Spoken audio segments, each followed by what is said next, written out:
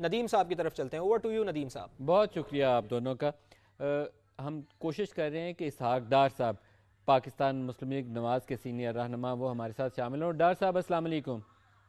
जी सलाम जनाब मलिक साहब। डार साहब बहुत शुक्रिया आप हमारे साथ शामिल हो रहे हैं। वी आर एक्सपेक्टिंग कि नवाज शरीफ साहब भी थोड़ी देर में एड्रेस करेंगे। पहले तो ताज़ा जी तरीन जी पार्टी पोजीशन बता दें। 265 का कौमी असम्बली का ऐवान है। पाकिस्तान मुस्लिम लीग नवाज़ के पास अभी तक जो मेरे पास अदादोशुमार है उसके उसकी रोशनी में 59 सीट्स आपकी हैं। आपकी क्या एक्सपेक्टेशन है, कितना टोटल होगा? पहले यहाँ से स्टार्ट करते हैं।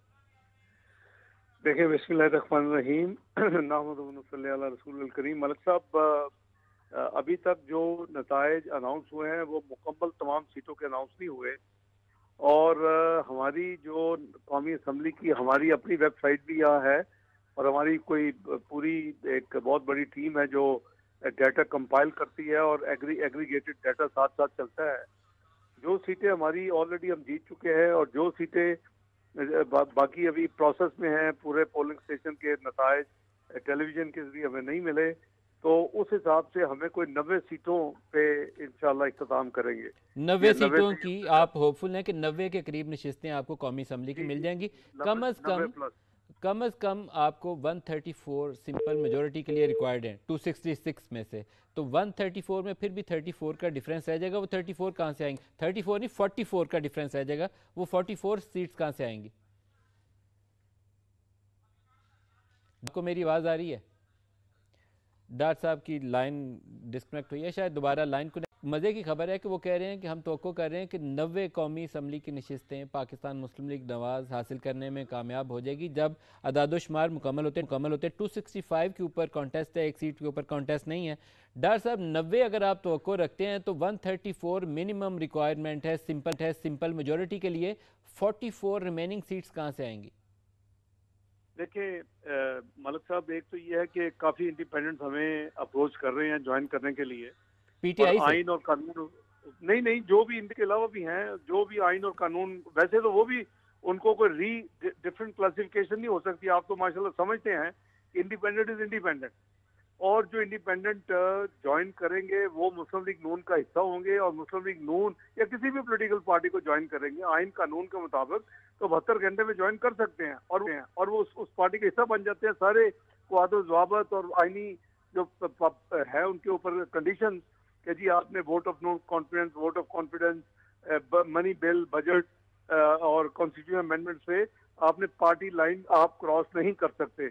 तो एक तो वो है। दूसरा ये है कि मियां साहब तो वैसे भी कह चुके 21 अक्टूबर को कि हमें अगर मेजोरिटी आप दें और मिले भी तो फिर भी हम दूसरी जमातों को साथ लेकर चलेंगे। तो दूसरी, ये पहले तो एक थोड़ा सा क्लैरिटी हो जाए। 78 हैं पीटीआई सपोर्टेड इंडिपेंडेंट्स जो अब तक जीत चुके हैं और तवक्को ये है कि 90 से नंबर क्रॉस हो जाएगा। जब आप कहते हैं वोट को इज्जत दो तो फर्स्ट राइट तो फिर पीटीआई सपोर्टेड इंडिपेंडेंट्स का होना चाहिए कि वो हुकूमत बनाए, ना कि आप हुकूमत बनाए। अभी तो तादाद उनकी ज्यादा है।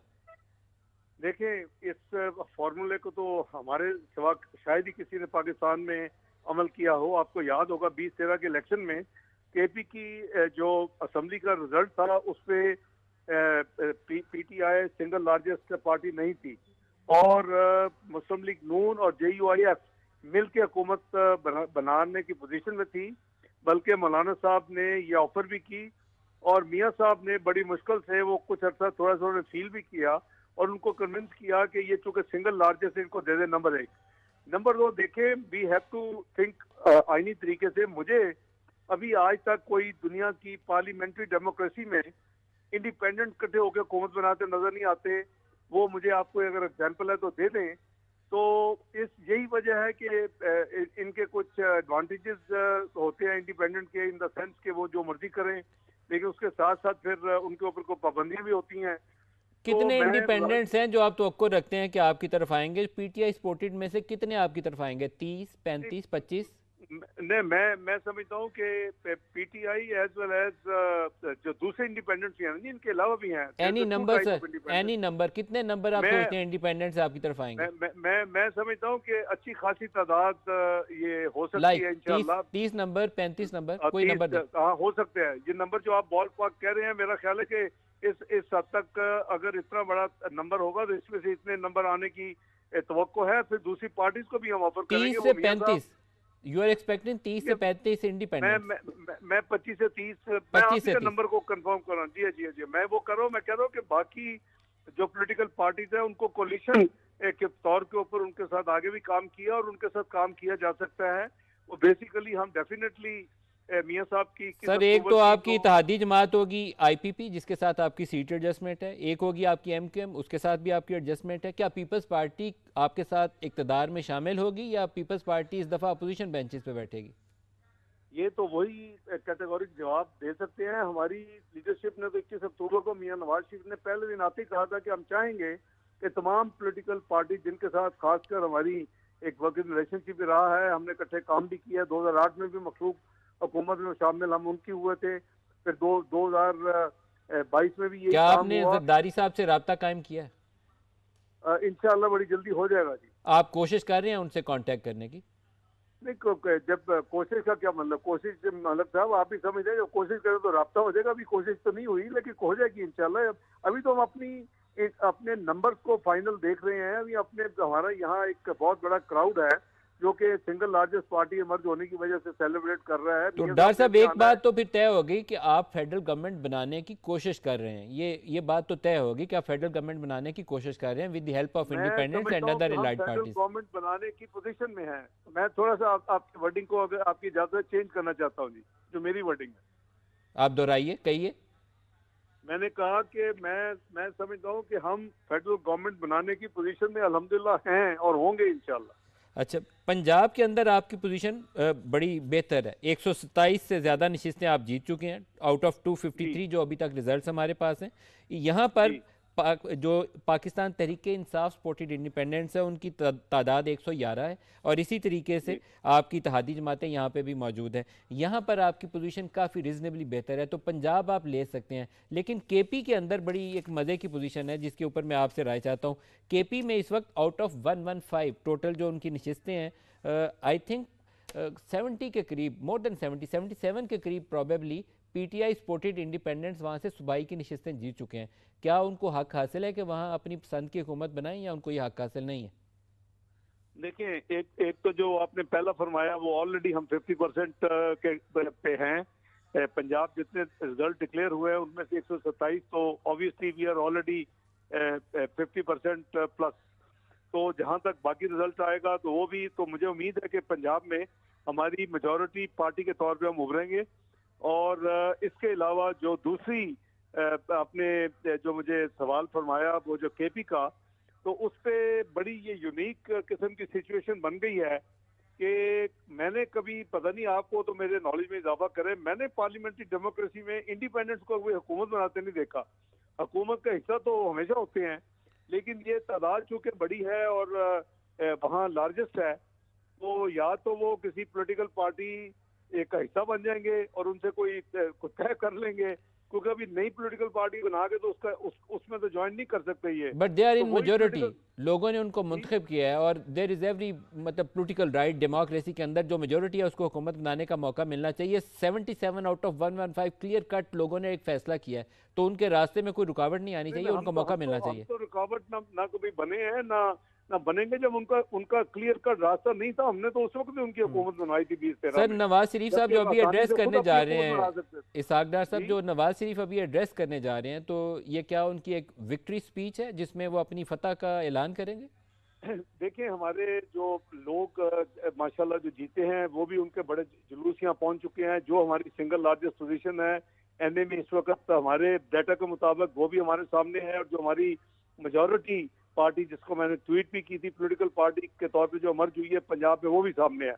तो इन सब चीज़ों का जाहिर है कि वो, मेरा ख्याल है जितने यहाँ बहुत बड़ी तादाद जमा हो चुकी है उनका शुक्रिया भी अदा करेंगे। अपनी जो पार्टी है उनके जो टीम से काम किया है, तो वो विक्ट्री स्पीच जो होती है वो क्लियर कट अरेंजमेंट्स के बाद होती है। और यही वजह है कि काफी लोगों ने कल कहा जी मियां साहब चले गए, कल तो कोई पोजीशन ही नहीं थी कि कोई नंबर जो है कोई 6% पे, कोई 9% पे, कोई 3% पे, उसके बेसिस पे फैसले हो रहे थे। और माशाल्लाह हमारे साथी दोस्त डार साहब 90 नशिस्तें अगर आपकी हों, बाकी आपके इत्तेहादी और इंडिपेंडेंट्स आपके साथ मिले, तो क्या नवाज शरीफ वजारत उज़्मा के उम्मीदवार बनेंगे या पार्टी में से कोई और उम्मीदवार होगा? क्योंकि पहले पोजीशन ये थी कि सादा अक्सरियत आएगी तो नवाज शरीफ वज़ारत उज़्मा के उम्मीदवार होंगे, नहीं तो नहीं होंगे। अब ये लेटेस्ट क्या है? किसी जगह ये कैटेगोरिक में to the best of my information I knowledge think नहीं है। शहबाज शरीफ साहब ने ऑन रिकॉर्ड भी इसके ऊपर बोला उन्होंने है, एक लेकिन इंटरव्यू में कहा है, मैं अर्ज करता हूँ, उन्होंने रिसेंट एक इंटरव्यू में कहा है, उसको भी थोड़ा सा मिस इंटरप्रेट किया गया है। उन्होंने कहा कि अगर अगर सिंपल मेजोरिटी होगी तो फिर तो आंखें बंद करके समझे कि मियां साहब होंगे, अगर नहीं होगी सिंपल मेजोरिटी तो फिर हम बैठ के फिर लीडरशिप फैसला करेगी। तो फैसला जो होगा वो जाहिर है कि लीडरशिप जब बैठेगी तो मुझ नाचीज को भी उसमें मौका मिलता है बैठने का और राय देने का।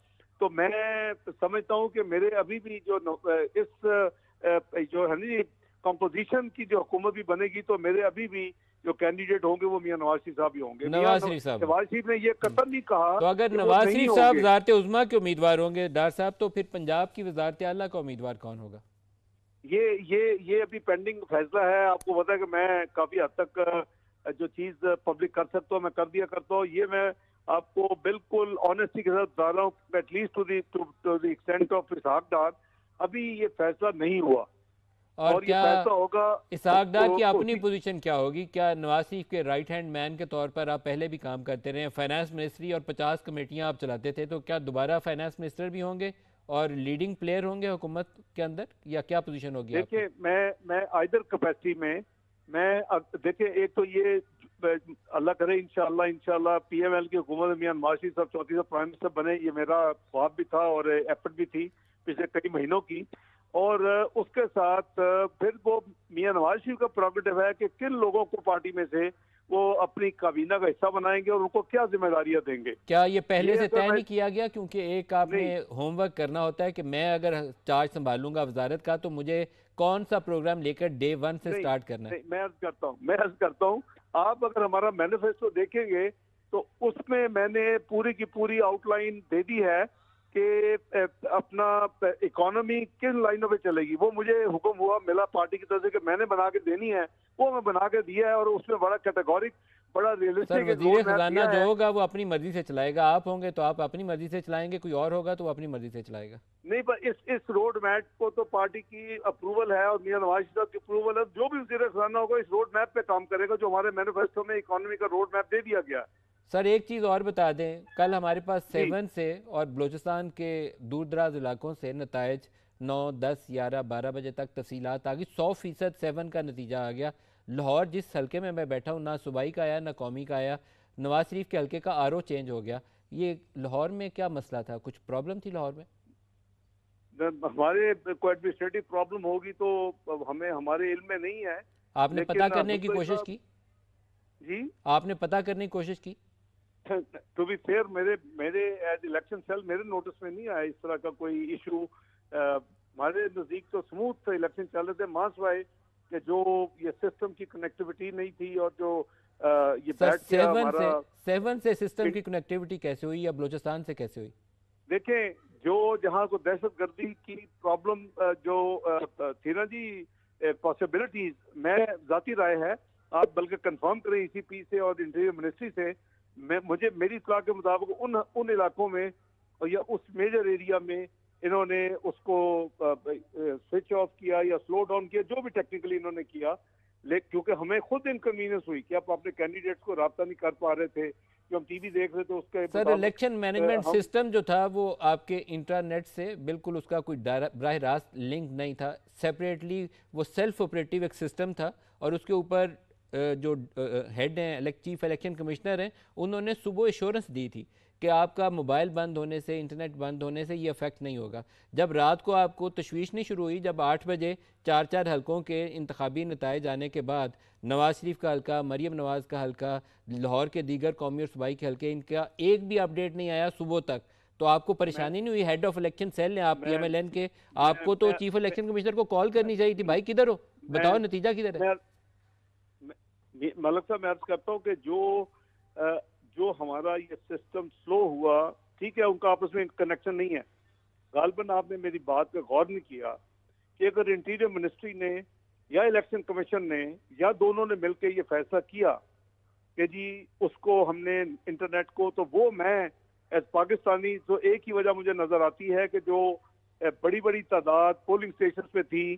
पंजाब में कई कई दर्जनों में, जहां मैं गया कोई कुछ सौ की तादाद में लाइनें लगी हुई थी। तो वो वहां शायद पंजाब में ये कोई अलर्ट जो थे उसकी वजह से इन्होंने ये फैसला किया हो, और जिसकी वजह से वहां इंटरनेट का, क्योंकि आपको पता है कि इस डिवाइस के जरिए भी आप दहशतगर्दी के वाक़े को ये फैसिलिटेट कर सकता है। लेकिन डॉक्टर साहब मुझे थोड़ा सा हैरत है कि आप एज्यूम कर रहे हैं कि हो सकता है इस बिना पे किया हो, आपको वजाहत लेने की जरूरत नहीं पेश आई। मैं इसलिए कह रहा हूँ कि हम हुकूमत में नहीं, हमने नहीं करवाया। तो ये सवाल बनता है ईसीपी से या इंटीरियर मिनिस्ट्री से कि मलिक साहब आपको जरूर पूछना चाहिए कि ये क्यों हुआ। लेकिन मैं उसका जवाब तो एजम्पशन से दे सकता हूँ कि मेरे नज़दीक ये एक वजह हो सकती है कि खुदा ना खास्ता, क्योंकि दहशतगर्दी पनप चुकी है, दहशतगर्दी में आपको भी पता है स्पाइक आ चुका है, दहशतगर्दी के वाक़यात 2013 की तरह उसके बहुत ज्यादा एनहांस हो चुके हैं। तो अगर उन्होंने ये रखा तो वो आपको वो they should give you the explanation, आप जरूर पूछें। आप मुतमईन है पूरे इलेक्शन प्रोसेस से? रिजल्ट्स ताखीर आने से आपको कोई परेशानी नहीं है? जो इस्टेब्लिशमेंट का या इलेक्शन कमीशन का रोल है, are you satisfied with the whole process? नहीं, बिल्कुल बिल्कुल बिल्कुल बिल्कुल हमें परेशानी थी, हमें हमें इंतजार था, हम जल्दी इलेक्शन को देखना भी चाहते थे, सुनना भी चाहते थे। लेकिन सबके साथ वो तो कॉमन सफरिंग है कि अगर यानी हालात ऐसे थे, मुल्क की मुफाद में, लोगों की जानी मुफाद में, अगर ये फैसला हुआ, मैं अगर का लफ्ज यूज कर रहा हूँ कि अगर ये फैसला किया जनाब इलेक्शन कमीशन के लोगों ने और इंटीरियर मिनिस्ट्री ने, तो शायद ये जस्टिफाइड था। मतलब साहब मुझे मियां साहब की ज्वाइन करनी है, अगर मुझे इजाजत दे दें। एक लास्ट क्वेश्चन, आप अगर हुकूमत साजी की तरफ जा रहे हैं तो बताएंगे कितने दिनों में हुकूमत साजी का अमल मुकम्मल हो जाएगा? नताइज तो आज रात में कंप्लीट हो जाएंगे। 1 वीक, देखिए 10 डेज? 3 दिन तो 72 घंटे तो है इंडिपेंडेंस के लिए, और उसके बाद अल्लाह ने चाहा तो इंशाल्लाह कोशिश करेंगे हफ्ते 10 दिन के अंदर ये काम मुकम्मल कर लें।